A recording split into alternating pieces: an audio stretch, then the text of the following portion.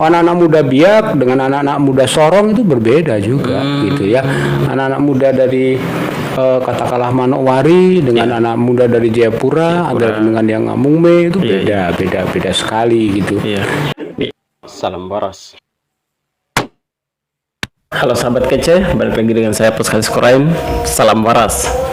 Baik, pada kesempatan kali ini kita kehadiran seorang tamu yang sangat luar biasa menurut saya, karena beliau ini punya banyak pengalaman, banyak punya jam terbang ya, terutama untuk berbicara tentang aksi-aksi sosial, bagaimana keterlibatan dia di masyarakat ya, lingkungan masyarakat, dan beliau juga punya pengalaman pernah di Papua ya. Jadi di sini nanti kita nanti ngobrol lebih banyak tentang bagaimana pengalaman di sana, apa yang dirasakan di sana begitu ya. Terus ya perkenalan singkat dulu lah. Oke.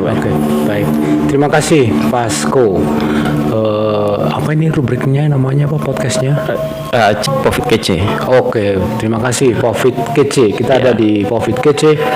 Dan sedikit perkenalan dari saya. Nama saya Wahyu Widayat. Saya asli dari Jogja, tetapi sekarang tinggal di Gunung Kidul. Domisili di Gunung Kidul. Kemudian saya sudah berkeluarga, anak 2, istri cukup 1 saja, jangan nambah ya. Itu cukup 1 saja. Lalu ya sekarang saya cukup aktif di beberapa kegiatan sosial. Selain itu juga ya membangun sedikit usaha kedai kopi gitu ya. Siapa? Mas Pasko. Saya kira itu perkenalan dari saya ya. Jadi sahabat kece, hari ini kita ada di kedai kopi 69 ya. Itu punya Pak Wahyu. Betul. Terima kasih banyak Pak Wahyu sudah menyediakan tempat untuk menerima kita di sini. Jadi teman-teman yang mau ke Gunung Kidul atau ke pantai Wonosari gitu, jangan lupa untuk mampir di sini di kedai kopi 69. Betul. Nanti untuk informasi terkait dengan kedai kopi 69 silahkan dicek di di IG ada juga kedai 69, nanti linknya nanti saya taruh di deskripsi ya Pak. Oke, terima kasih. Baik Pak. Jadi luar biasa nih Pak ya. Dari awal ketika waktu itu saya diperkenalkan dari Pak Markus ya waktu itu, Pak Markus, waktu kita kegiatan leadership gitu ya. Betul. Nah, saya dengar Pak Wahyu pernah di Papua gitu ya, jadi pernah bekerja merantau ke sana, bekerja begitu ya Pak. Ini yang saya mau tanya-tanya begitulah tentang bagaimana ketika datang ke sana awalnya, bagaimana perasaan awalnya, bagaimana seperti kita biasa dengarkan di media selalu memberitakan Papua itu seperti begini, daerah konflik atau apa begitu. Nah, ini kan pengalaman Pak Wahyu sendiri kan pernah datang ke sana. Nah, ini kira-kira menurut Pak Wahyu itu Papua itu seperti apa sih? Iya, Papua itu sebuah tempat daerah yang menurut saya luar biasa indahnya gitu ya. Saya belum pernah menemukan atau mengunjungi suatu daerah di mana punya kelengkapan, punya kekayaan, punya keindahan seperti yang ada di Papua. Dan juga keramahan yang sebenarnya menurut saya itu potensi yang juga bisa dikembangkan, bahwa orang Papua, anak-anak muda Papua, mama-mama Papua, bapak-bapak Papua itu mereka sungguh-sungguh ramah, sangat ramah, sangat welcome dengan pendatang gitu ya. Dan selama saya berada di Papua, memang saya banyak bertemu dengan anak-anak muda yang kebetulan anak-anak muda dan punya daya tahan yang luar biasa terhadap situasi di Papua sendiri. Mereka juga mudah untuk menaruh kepercayaan pada orang lain. Gitu. Mereka sangat mudah untuk percaya dengan orang lain, sehingga saya sangat yakin siapapun yang datang ke Papua pasti akan cepat akrab dengan anak-anak muda di sana gitu. dan rasa ingin tahu mereka juga luar biasa, dan itu saya kira modal yang besar Ya. untuk belajar gitu. Kebetulan memang pekerjaan saya mendampingi Ya. anak-anak muda gitu. Jadi saya pikir ini hal yang jarang ditemui juga di tempat lain. Selain sumber daya manusianya, alamnya Ya. gitu ya. Kemudian atmosfer di Papua itu, apalagi saya tinggal di daerah pegunungan gitu ya. Iya, iya. Itu memang serasa tidak ada di Indonesia sebenarnya gitu ya. Jadi asik gitu ya. Iya, iya. Dan itu akan sangat mendukung siapapun yang memang punya kreativitas, Ya. punya daya eksplorasi yang tinggi untuk mencipta sesuatu sebenarnya. Saya kira itu, Mas Pasko. Iya, iya. Artinya kan pernah bekerja di PT Freeport gitu ya. Di bidang apa itu, Pak? Itu perusahaan itu bergerak di bidang pertambangan ya, Oke. pertambangan. Tapi saya sendiri bukan orang tambang, Iya, iya. bukan bagian dari teknik dan operasional perusahaan. Saya Oke. lebih ke human resources-nya, ke pengembangan sumber daya manusianya, terutama untuk membantu pengembangan melalui pelatihan, Iya, yang iya. melatih pelatihan leadership, Iya, iya. semacam itu. Benar-benar. Jadi di sana kan Pak Wahyu sendiri langsung berhadapan dengan teman-teman yang asli Papua, Iya, bukan? iya, Banyak iya, iya. teman-teman. Nah, Ya cukup banyak anak-anak muda di sana, dari berbagai suku juga ya, Iya, benar. dari berbagai daerah atau suku, dari Biak, dari Nabire, dari Amungme, Sorong, bahkan Amungme cukup banyak, lalu Kamoro cukup tidak terlalu banyak sebenarnya, tapi ada. Tapi intinya bahwa anak-anak muda ini dari berbagai daerah, dari pelosok di seluruh Papua, Papua, itu ya, gitu. Jadi ya tanpa harus datangi setiap daerah ya kita bisa kenal mereka Betul, dari betul. berbagai suku itu ya dari situ ya. Iya, dan karakter mereka kan juga beda-beda ya. Benar. Dari berbagai daerah. Anak-anak muda Biak dengan anak-anak muda Sorong itu berbeda juga gitu ya. Anak-anak muda dari katakanlah Manokwari dengan anak muda dari Jayapura, ada dengan yang Amungme itu Iya, beda sekali gitu. Iya. Memang membutuhkan ketelatenan, ketekunan untuk membangun persahabatan dengan mereka, karena prinsip dasar saya sebenarnya sebelum saya memberikan pelatihan ke anak-anak muda itu ya membangun persahabatan dulu. Tanpa itu saya kira saya tidak akan berarti apapun gitu ya. Dan saya sampai hari ini pun tidak merasa bahwa itu jasa saya, bukan. Saya tidak pernah itu merasa seperti mereka. Saya percaya bahwa pengembangan itu milik mereka gitu. Pengembangan milik anak-anak muda, bukan saya gitu. Saya hanya memancing saja ya. Hanya memberikan insight, memberikan wawasan sedikit, membuka wawasan, memberikan pancingan, memberikan motivasi sedikit gitu ya. Tapi bahwa pilihan untuk berkembang itu tetap ada di mereka gitu. Benar. Ya memfasilitasi saya kira seperti itu ya. Iya. Kita membuat segala hal itu dalam tanda kutip seolah-olah mudah gitu. Tapi pada kenyataannya memang tidak selalu mudah. Tapi disitulah anak muda harus berada, harus menantang dirinya sendiri gitu loh. Saya sedikit memberikan tantangan saja untuk mereka. Oke. Gitu. Ya, menarik ya. Artinya ini kan bicara soal pendampingan ini kan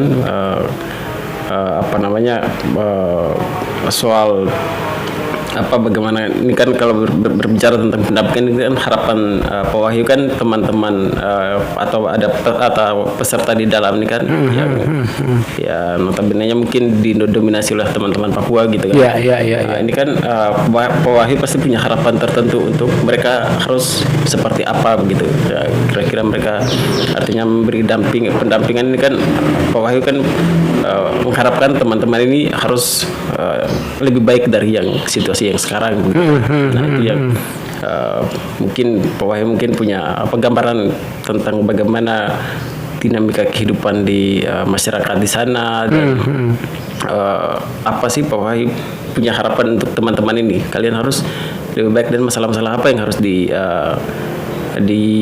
dibenahi dalam dinamika kehidupan sehari-hari begitu ya. Katakan contoh seperti pendidikan atau teman-teman muda harus lebih kreatif untuk untuk adaptif, lebih adaptif untuk situasi atau tantangan hari ini begitu ya. Nah itu kira-kira harapan Pak Wahyu waktu itu untuk teman-teman itu jadi lebih baik itu kira-kira jadi lebih baik seperti apa begitu? Ya, saya kira yang sejauh waktu itu yang saya tawarkan ke teman-teman gitu, berani mencoba ya. Teman-teman itu berani mencoba dan memiliki rasa percaya diri ya gitu untuk belajar, untuk bersaing dengan siapapun gitu ya. Benar. Karena kalau teman-teman Papua hanya bersaing dengan temannya sendiri yang juga dari Papua, maka juga itu tidak akan tidak akan begitu berarti lompatannya gitu ya. Tapi kalau teman-teman Papua berani bersaing dengan teman-teman dari Bandung misalnya dari Jakarta, nah itu sangat bagus. Itu pertama berani mencoba teman-teman itu. Kemudian yang kedua itu saya kira yang juga penting bahwa teman-teman Papua harus memiliki kebiasaan baik gitu ya, memiliki kebiasaan baik untuk dirinya sendiri agar juga akhirnya berpengaruh juga untuk lingkungannya gitu. Ya maaf kata misalnya kebiasaan yang bisa mengganggu kesehatan itu juga saya kira sudah saatnya dihindari gitu ya. Karena ada banyak peluang yang disediakan oleh perusahaan waktu itu untuk perkembangan teman-teman gitu. Jadi saya pikir kesempatan itulah yang harusnya direbut gitu. Kesempatan itu yang harusnya direbut dengan cara menunjukkan kualitas diri yang lebih baik gitu. Karena kalau enggak begitu ya teman-teman pasti kalah bersaing. Teman-teman kalah bersaing. Karena otaknya sama kok sebenarnya kok. Benar. Otaknya sama, isiannya aja yang beda. Nah, siapa yang mengisi? Ya diri kita sendiri. Gitu ya. Pengaruh orang lain untuk mengisi itu bisa nempel, bisa tidak gitu.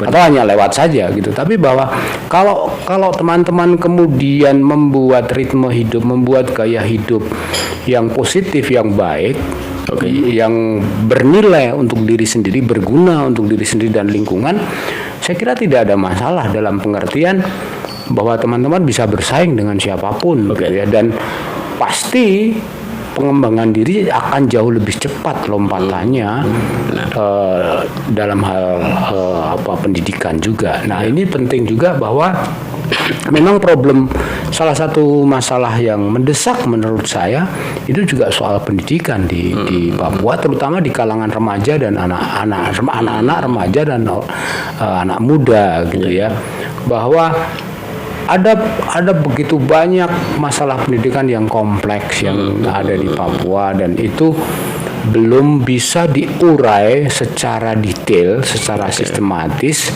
sehingga menghasilkan sebuah kurikulum, boleh dikata kurikulum ya, kurikulum pengembangan untuk anak muda Papua mulai dari anak-anak sampai remaja.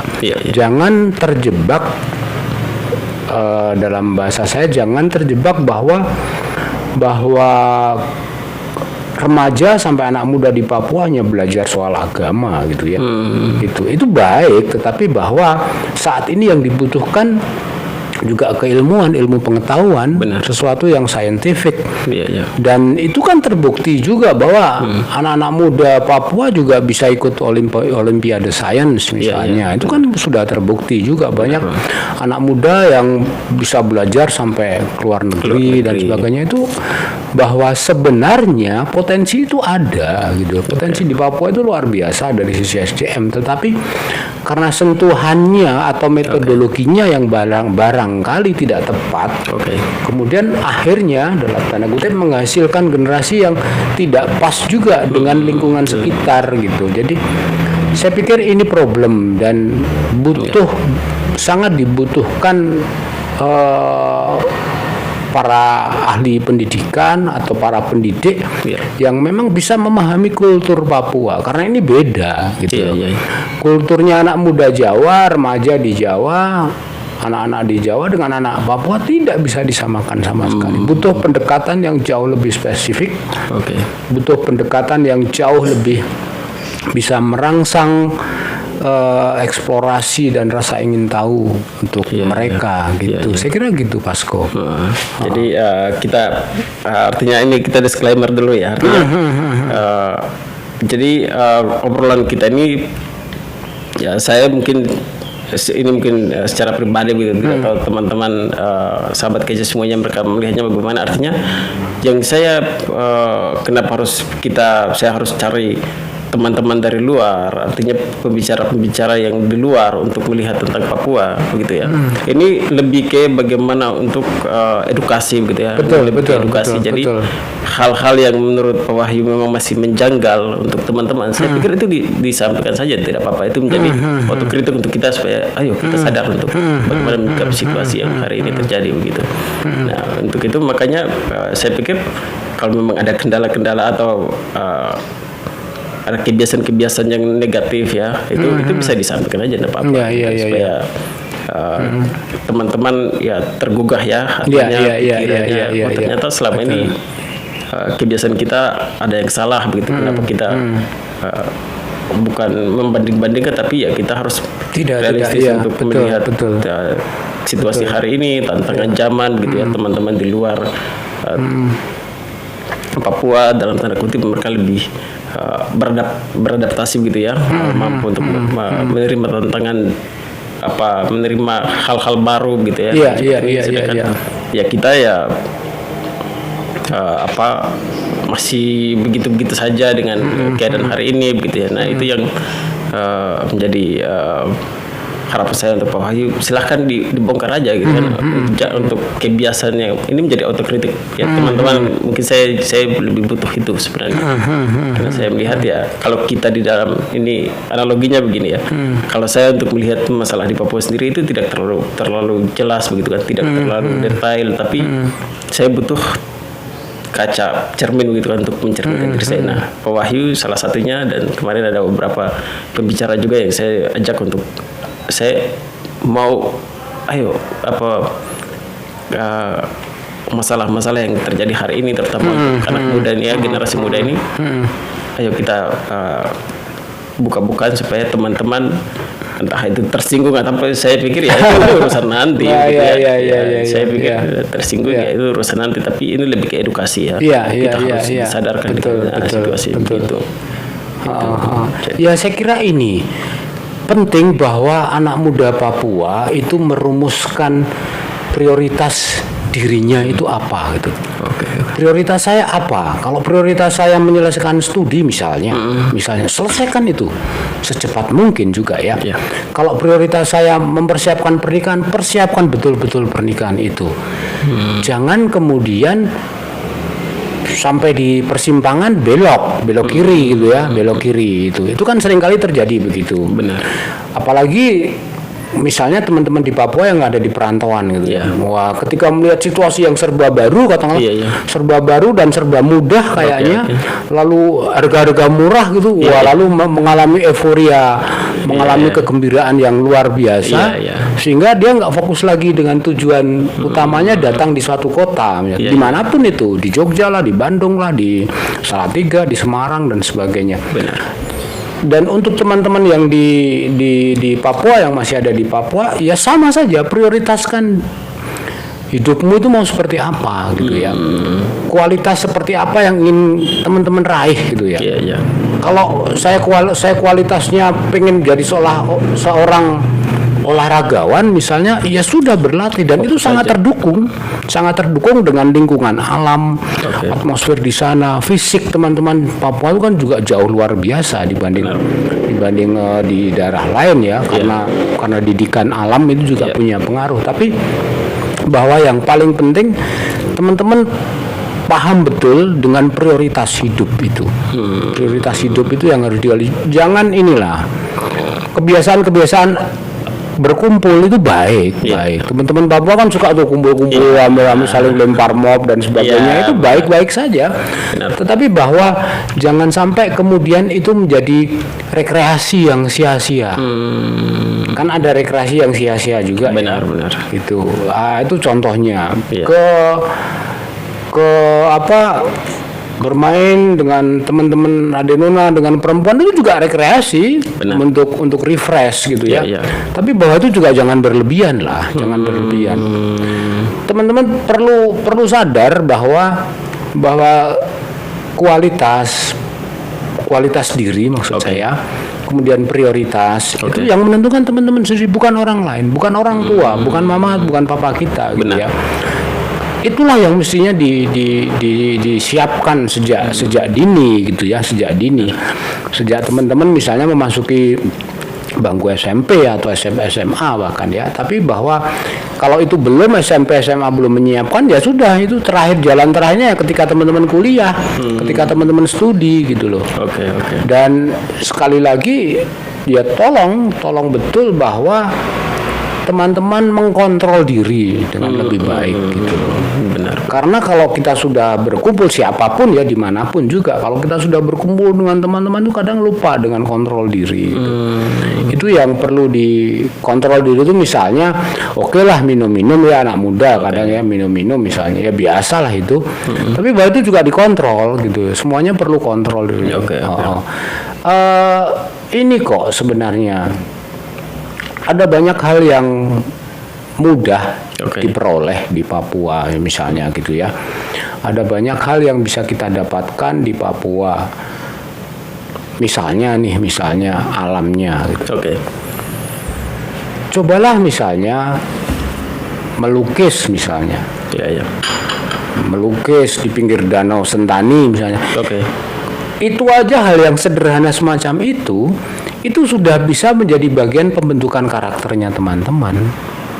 Tidak mesti bahwa kita harus berkumpul dengan teman-teman yang dalam jumlah yang banyak, kemudian minum-minum dan sebagainya. Teman-teman perlu memberikan waktu untuk diri sendiri dalam situasi yang sungguh-sungguh tenang, sungguh-sungguh nyaman, sehingga otak kita menjadi lebih fresh, untuk berpikir positif menjadi jauh lebih baik. Itu benar. Jadi itu ya, yang tadi disampaikan Pak Wahyu ya, Pak Wahyu sendiri yang datang ke sana begitu, dia menyaksikan secara langsung bagaimana dinamika kehidupan di sana, dan ini menjadi bagian dari keprihatinan gitu ya Pak ya. Iya, saya kira itu catatan ini untuk teman-teman. Jadi itu itu saya pikir itu menjadi catatan penting untuk kita, untuk teman-teman muda. Ayolah kita supaya untuk mengkanter atau meruntuhkan stereotip begitu kan. Negatif yang dialamatkan ke sana ya, salah satunya kualitas diri. Iya, betul. Karena stigma itu kan terbentuk dari sebuah opini publik gitu ya. Lalu muncul, wah situasi Papua itu ngeri bla bla bla bla. Nah, saya ke sana ya biasa-biasa aja ya. Maksudnya nggak ada kengerian-kengerian yang dibentuk oleh opini-opini itu. Gitu. Ini juga menjadi sebuah bisakah dikatakan kelemahan ya? Kelemahan secara personal, teman-teman gampang dipengaruhi gitu. Itu juga butuh ketetapan hati bahwa teman-teman punya opini yang sendiri gitu ya. Jangan mudah dipengaruhi oleh opini orang lain, sehingga teman-teman mudah untuk kemudian diarahkan ke tindakan tertentu gitu. Itu ya saya kira juga tidak baik juga gitu ya. Tidak baik dalam pengertian bahwa teman-teman harus punya opini pribadi, dan juga penting punya tanggung jawab dalam setiap tindakan itu. Gitu. Lebih baik teman-teman kemudian dalam kelompok yang kecil tetapi itu produktif, daripada dengan kelompok yang besar tapi menjadi lebih destruktif. Itu saya kira perlu menjadi kebiasaan baru untuk teman-teman. lakukan kebiasaan-kebiasaan baru yang jauh lebih positif. Oke. Banyak kok teman-teman Papua yang sudah mulai mencoba menulis novel, Oke. membuat puisi. Oke. Karya sastra Papua itu harusnya muncul di kota-kota besar. Gitu. Iya. Karena apa? Karena inspirasi dari Papua itu luar biasa. Benar. Itu entah itu dalam bentuk karya sastra, karya intelektual gitu ya, tokoh-tokoh intelektual di Papua ya seharusnya juga bukan hanya mengkritisi pemerintah setempat tidak, atau mengkritisi pusat tidak, tetapi mereka sendiri juga menjadi influencer bagi anak-anak muda yang menjadi lebih baik gitu ya. Iya. Saya kadang juga bukan ngeri tapi juga heran gitu ya. Oke. Ketika terjadi kerusuhan ada di Papua atau di lingkup perusahaan waktu itu, Iya. perkelahian atau apapun itu, rasanya kok sayang banget ya. Hanya karena saya sekarang sudah tidak lagi di Papua ya, hanya bisa kok jadi begini kadang. Iya. Seperti itu ya. Kontak selama ini dengan teman-teman Papua masih berjalan juga, saling bertukar kabar, informasi. Tapi juga kebiasaan untuk mempengaruhi orang lain secara positif di Papua itu perlu digaungkan gitu. Karena Papua itu luar biasa. Papua itu sangat luar biasa. Oke. Semuanya dalam segala hal gitu ya. Jadi itu tadi ya. Jadi Papua itu luar biasa begitu Luar ya. biasa. Nah, sekarang tinggal bagaimana orang mudanya ini harus Iya, betul. kreatif betul. gitu ya. Lebih ini seperti tadi Pak Wahyu sampaikan bahwa ya, melukis atau menulis novel atau apapun karya intelektual apapun itu bisa itu harus diangkat gitu Betul, kan, diangkat betul. ke permukaan biar ya kita tidak dibilang ya pokoknya seperti tadi itu stigma negatif tadi itu untuk menggunakan itu. Berkarya lah, anak muda Papua harus berkarya, berproduksi gitu ya, menjadi pribadi-pribadi yang mencipta sesuatu gitu. Apapun itu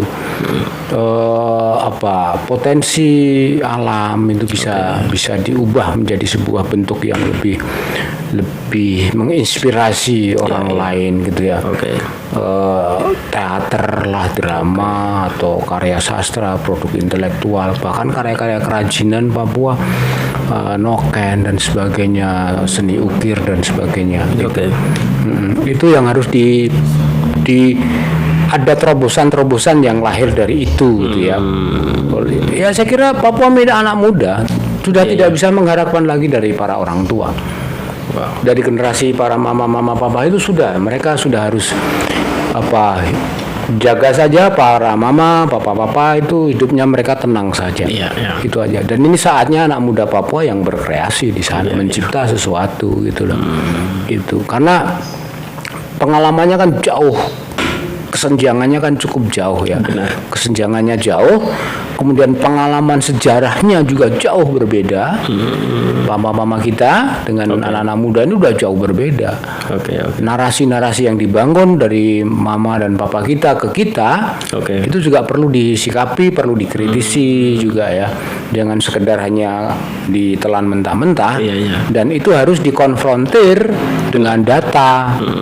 Itu yang perlu juga, jangan sampai kemudian ya dalam bahasa ininya terprovokasi misalnya. Jangan sampai muncul ke arah sana, tapi cobalah bandingkan dengan data, dengan literasi yang jauh lebih sesuai gitu ya. Karena pada dasarnya narasi itu penting juga. Narasi itu pasti juga akan tetap hidup gitu ya.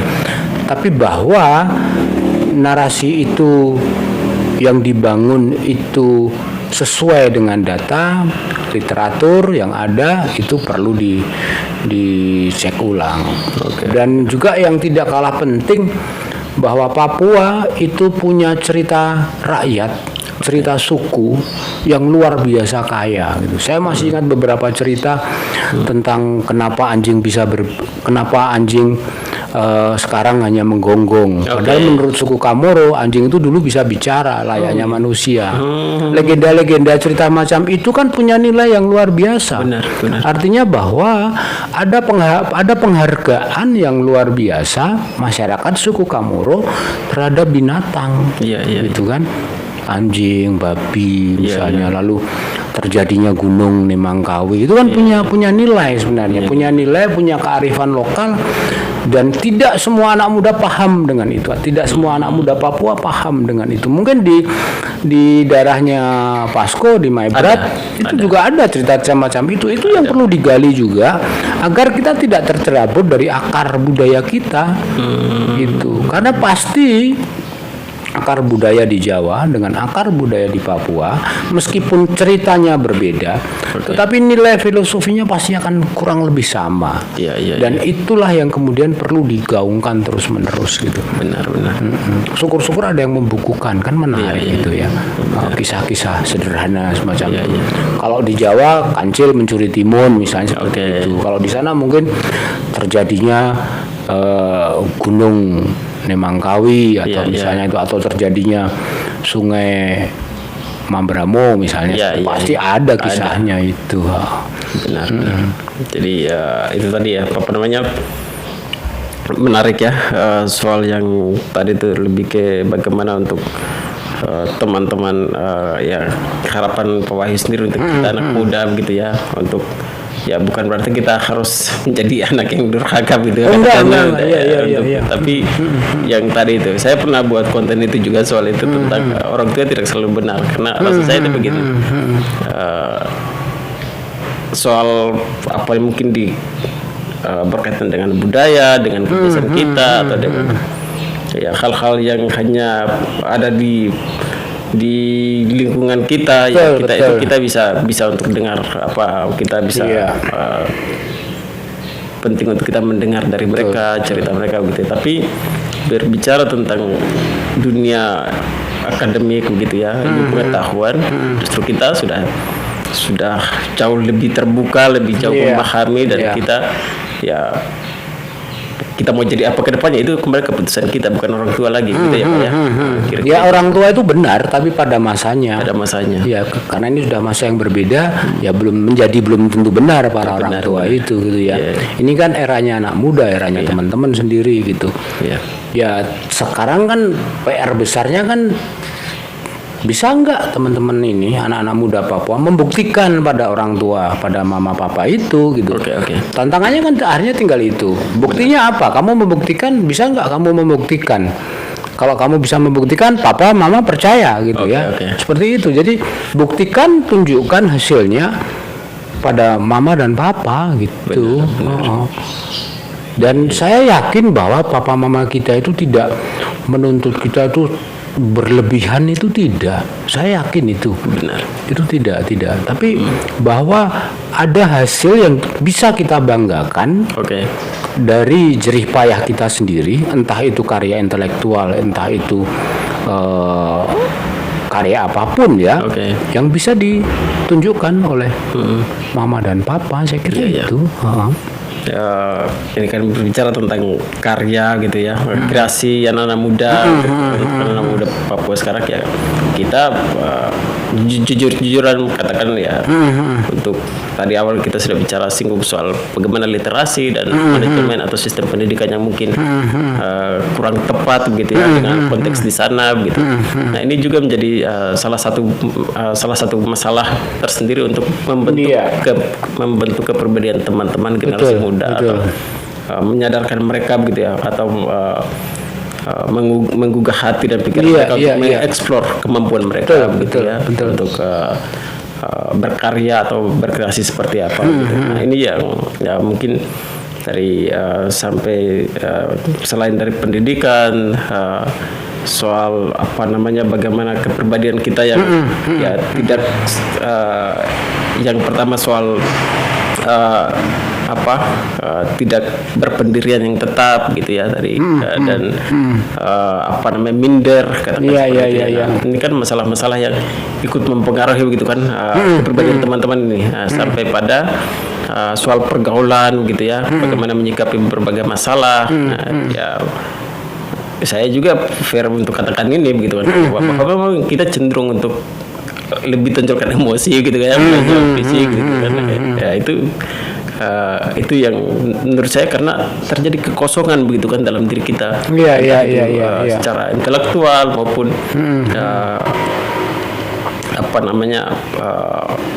hati kita gitu ya. Dalam artian itu tadi kan soal nilai-nilai kearifan lokal yang membentuk kepribadian kita gitu kan. Ini kan ketika itu cerita rakyat, dan kalau cerita rakyat saja kan sebatas itu kan kita bisa tahu. Nah, apakah mengerti bahwa ada nilai filosofi hidup yang terkandung di balik itu atau tidak? Itu kan ya tidak semua, banyak yang tahu ceritanya tapi tidak mengerti. Iya. Nah, menurut saya ini hal-hal yang ikut membentuk kepribadian kita sampai hari yang ada ini. Dan kita tampil seperti apa saat ini, saya pikir ya tidak terlepas dari itu ya, dengan sistem pendidikan, literasi yang minim, dan mungkin sudah mungkin sedikit tercerabut dari akar budaya kita. Saya pikir ini yang ikut membentuk kepribadian kita begitu. Menurut Pak Wahyu sendiri, apa yang harus kita lakukan begitu kan? Ya, saya kira gini, Pasko. Ini kan dunia sekarang ini kan sudah tingkat kemajuan teknologi digital kan sudah sangat luar biasa. Benar. Gitu ya. Kita bisa dimanapun, kita bisa pergi kemanapun hanya lewat gadget gitu ya. Kita bisa membaca apapun hanya lewat gadget. Kita bisa menyaksikan apapun hanya lewat gadget. Nah, teknologi inilah yang mestinya dimanfaatkan oleh teman-teman untuk belajar bukan untuk yang lain gitu ya. Belajar apapun, belajar bikin lagu misalnya, belajar berlatih main gitar misalnya, kan ada juga, semua ada gitu loh. Di gadget kita tuh semua ada sebenarnya. Sekarang kan persoalannya bagaimana mentalitas kita ini mau dibangun gitu ya. Bagaimana saya menetap, sekali lagi kembali pada prioritas itu. Bulan ini saya mau belajar gitar. Cari selama sebulan lewat gadget, belajar gitar, teknik-teknik dasar main gitar misalnya. Belajar teknik vokal, cari aja di situ pasti ada semua gitu ya. Jadi jangan pernah membuat penjara untuk diri sendiri gitu ya. Selama ini kan yang kita alami kan seperti itu. Kita tanpa sadar memenjarakan diri sendiri dengan mengatakan saya nggak bisa, saya punya keterbatasan. Wah, itu susah dan sebagainya. Secara tidak langsung kita membatasi, memenjarakan diri sendiri dalam kotak kecil gitu ya. Benar. Nah, kalau itu sudah ada dalam diri kita, itu penyakit sebenarnya. Itu yang harus dibongkar dulu gitu ya. Jangan pernah membatasi potensi diri sendiri gitu. Karena setiap manusia punya potensi yang tidak terbatas sebenarnya gitu. Anak-anak muda mestinya ada di posisi memposisikan diri seperti itu gitu ya. Membuat batasan-batasan tertentu yang sebenarnya kita belum pernah mencoba tapi sudah menyerah, kalah bahkan itu. Wah, main gitar tuh susah, nanti tangan saya luka. Seperti itu. Ngapain bicara begitu? Belajar, kalau kamu yang minat, mau ya belajarlah. Itu yang pertama, teknologi itu. Yang kedua itu tadi, jangan membuat penjara untuk diri sendiri gitu ya. Melampaui batasan diri sendiri itu penting gitu ya. Apalagi untuk anak muda. Saya selalu mengatakan anak muda itu harus melampaui dirinya sendiri gitu. Jangan melampaui orang lain. Iya, tapi melampaui diri sendiri. Jangan pernah takut gitu. Anak muda kok penakut, itu kan lucu. Apa-apa takut, apa ini takut. Nah, ini juga dialami oleh anak muda Papua ketika dia berada di lingkungan yang baru. Sungkan, malu dan sebagainya. Enggak. Kita hanya beda secara penampilan fisik saja kok, secara fisik kok. Dan itu kan sangat-sangat artificial dalam pengertian itu penampakannya aja. Arti orang siapa yang tahu gitu ya. Wajahnya kayaknya serem, tapi hatinya lembut. Itu kan siapa yang tahu, dan ini yang mestinya dikembangkan oleh teman-teman juga gitu. Ketika berada di tempat baru, teman-teman dari Papua datang ke Jogja, ya welcome dengan siapapun, terbuka dengan siapapun, karena Dengan cara itu kita belajar, gitu. Pertama dengan teknologi, kemudian kedua jangan memenjarakan diri sendiri, ketiga membuka diri, gitu. Jangan berharap bahwa orang lain menyesuaikan dengan diri kita. Kitalah yang menyesuaikan dengan situasi yang baru, serba baru ini, gitu ya. Itu memang Jogja sangat enak mungkin untuk orang-orang, untuk teman-teman Papua ya. Serba baru, jalan gitu, meskipun jalannya tidak selebar di Papua, tapi kemana-mana rasanya dekat gitu ya. Banyak tempat makan dan sebagainya, murah lagi gitu ya. Itu sudah sangat membantu. Tapi bahwa ketika teman-teman makan di angkringan misalnya, di sampingnya ada orang lain, ya ngobrol lah, saling menyapa gitu ya, saling bercerita. Kadang kita makan ya sendiri, asik sendiri, lalu setelah selesai pulang. Kita nggak dapat pengalaman baru dari orang lain. Sharing pengalaman itu penting gitu ya. Sharing pengalaman itu penting sampai pada titik tertentu kita bisa merefleksikan, merenungkan, menghayati pengalaman orang lain untuk diri kita, gitu. Jadi saling menyapa, saling berbagi pengalaman itu juga sebenarnya kan berbagi nilai tertentu, gitu, dan kita bisa banyak belajar dari orang lain juga, gitu. Memang pengalaman kita itu juga sebuah pelajaran untuk diri sendiri ya. Tapi kalau kita juga bisa belajar dari orang lain, itu saya kira membuat kita juga makin luas wawasannya, makin bijak dalam pengambilan keputusan. Itu, dan saya kira hal-hal semacam ini perlu dikembangkan oleh teman-teman muda Papua yang di perantauan. Terbukalah pada siapapun dari berbagai suku,